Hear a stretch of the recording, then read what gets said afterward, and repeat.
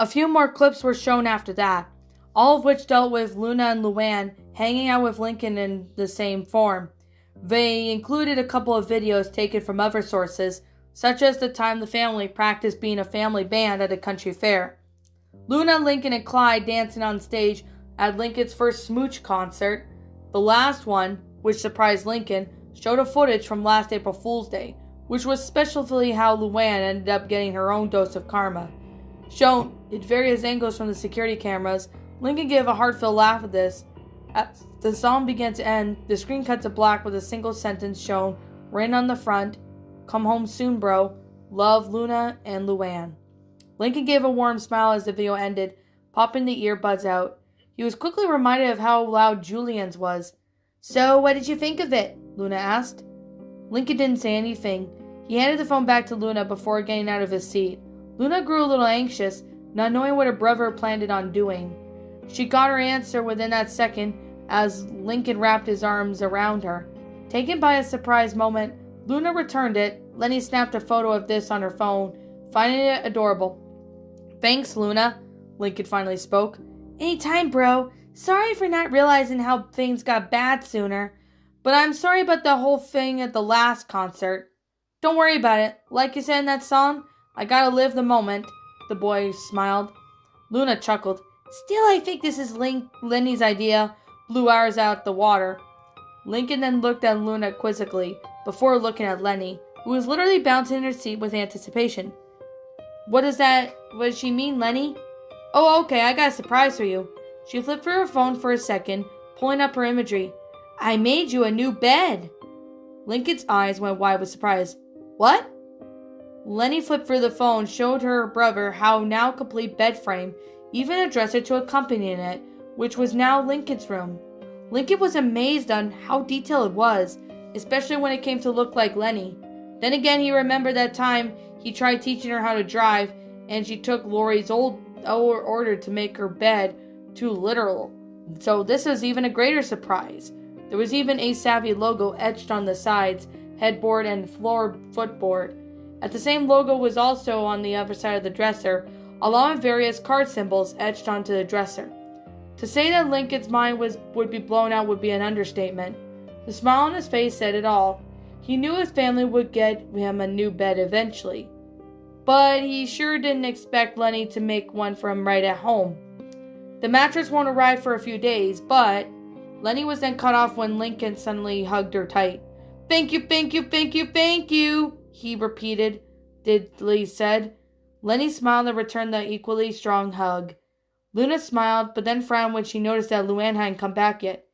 "Guys, I think we should go check on Luann." Lincoln smiled, turned to a frown upon mentioning her. "No, I will. It's my fault that she's like this, so I'm the one who could bring her back." "But what if she's still in the girls' room?" Lenny said. "You could be labeled as a peeking cat." "Peeping Tom, Lenny," Luna corrected.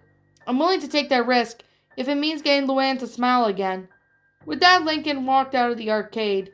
The nearest restroom was in the middle of the arcade, so the boy didn't need to walk far. As he got to the entrance of a woman's bathroom and called out to his sister, "Luann! Luann, are you still in there?" When he didn't even get a reply back, he started to grow nervous. There was a very high chance in the ladies' room that they were all doing their business, given how populated the place is.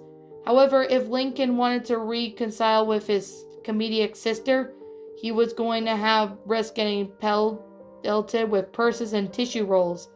Taking a breath, he was set to march right in. However, just before he could push the door open, Lincoln heard a small sobs coming from the small unisex bathroom, which sat between the larger gender-specific ones. The 11-year-old raised a hand and knocked. "Luann? Not right now, Lincoln," came his sister's upset voice. The boy sighed in relief, hearing that this avoided a major embarrassment. "Luann, I just wanted to talk." "Why would you want to talk to someone who's been nothing but playing mean pranks on you? Or the rest of that family, for that matter." "Luann, you know that's not true. Lincoln started. "I used your feelings for Ronnie Ann just to get a cheap laugh, and then I set you guys up last April just to get even a bigger laugh. My last prank probably could have landed you in the hospital." "You're right, Lincoln. I'm nothing but a..." Luann's paw was cut off when Lincoln banged a fist on the door. Don't you dare finish that sentence! Both didn't say anything for a few moments, the sound of chatter and games being played occupying the silence between them. Luann, you aren't a monster. I'm sorry for making you think that you were. I was just tired of the prank apocalypse you constantly give everyone on April Fools. I know it's that time of the year, pranks and all, but you could at least tone it down or invite all of us to join. I don't think the rest of the family likes being in fear every time that date arrives. I saw the video you and Luna made. It reminded me of all the times we had fun together, and you even saved me a few times. You could be annoying at times, but I still love you as a sister. I'm sorry for making you cry, and I wish I never did. Lincoln had stared back at the door, hoping that she'd answer back. After 60 seconds without a reply, Lincoln was beginning to lose hope. He was about to turn around and walk back to their table when he heard the door unlocking. Luann opened the door and stepped out of the restroom.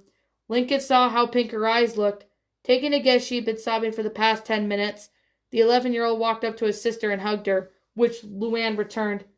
I'm very sorry for making you upset, Luann. I didn't mean all those things I said. Lincoln, if anyone needs to apologize, it's me. Aside from all the pranks that I pulled on you and our family, I also thought you weren't anything but a freaking object of luck. Some sister I am. You did, but that didn't mean I had to make you feel like crap for it. You came out of here with Luna and Lenny to convince me how sorry you guys are for everything, and I believe you girls worked hard enough for it. He released her. But can you promise me 2 things? Luann knelt down to his level. Anything for you, bro. Well, Lincoln sniffled a little on the spot. Next time it's April Fool's Day, can you not do another prank apocalypse? But if you do, can everyone play pranks on each other? And as for the second thing, you know the comedy Fork Knocks? Luann nodded. It's probably just me, but I don't even feel too comfortable knowing that you have a ton of embarrassing moments locked in your closet.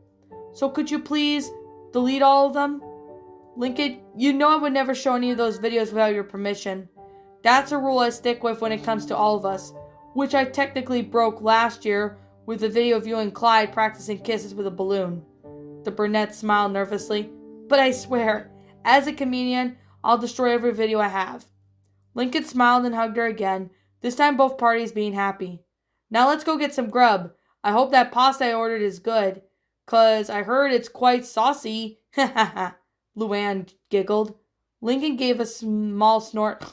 Nice to see your sense of humor didn't leave you.